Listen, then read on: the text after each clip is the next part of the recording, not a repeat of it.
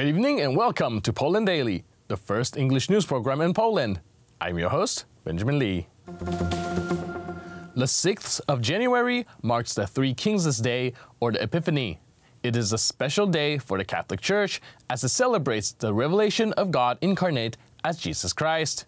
This holiday is also connected to the arrival of the three legendary kings that offer gifts to the newborn Jesus. In Poland, it is traditionally celebrated with colorful processions in the city streets.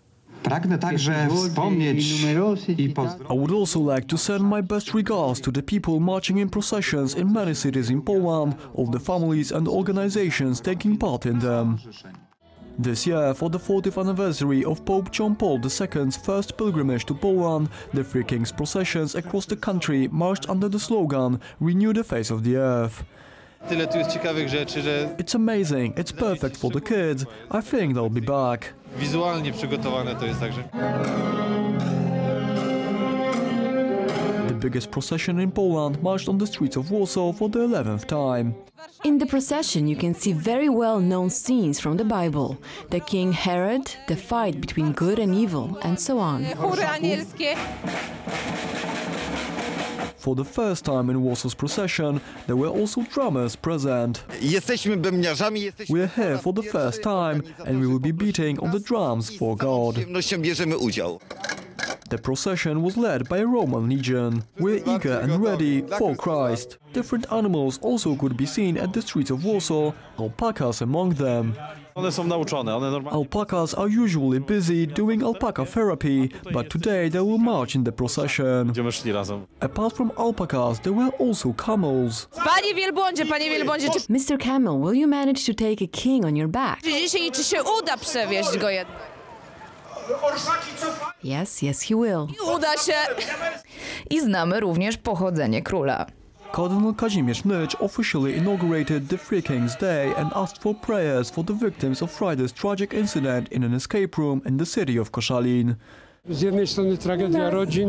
We should all be aware at all times. This tragedy should also serve as a warning. This year, the Three Kings processions took place in more than 750 towns and villages. The escape room tragedy that took place on January 4th claimed the lives of 5 15-year-old girls. The birthday party of one of the teenagers turned to a deadly tragedy and shook all of Poland. High-ranking Polish officials paid their condolences and issued orders for safety checks in similar recreational facilities across the country.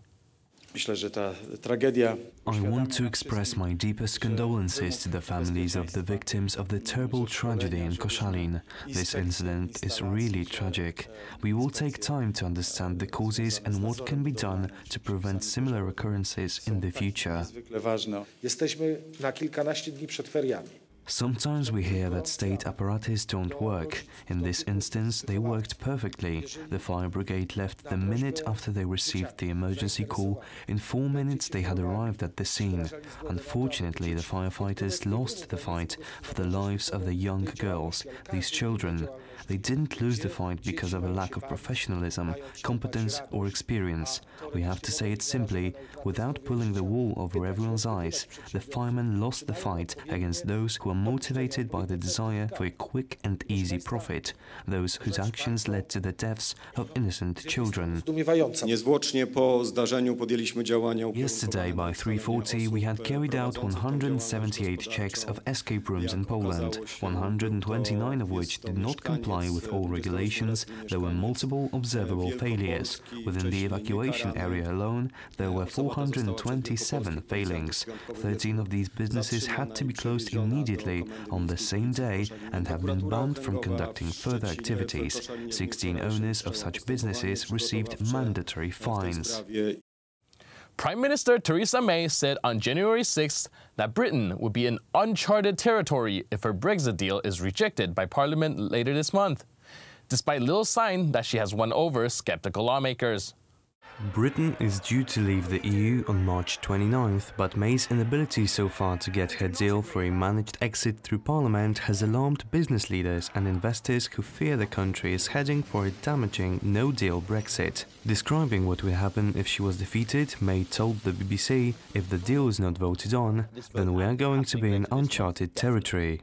May's party is divided over its support for the deal, with many fearing that an insurance policy designed to avoid the re-emergence of a hard border between Ireland and North Ireland could leave Britain subject to EU rules indefinitely. One of those leading that opposition, lawmaker Jacob Rees-Mogg, said in a newspaper article that it was wishful thinking that time away from Parliament over the Christmas holiday could persuade him to change his mind and back the deal.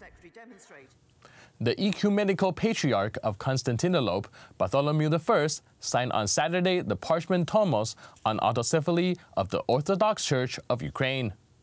The head of the Ukrainian Orthodox Church, Metropolitan of Kiev, and the entire Ukrainian Epiphanias participated in the ceremony of Cathedral of St. George in the Istanbul district of Fener.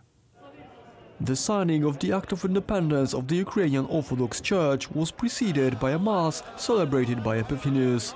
It was attended by a delegation of Ukrainian authorities, with President Petro Poroshenko and the chairman of the parliament, Andriy Parybai.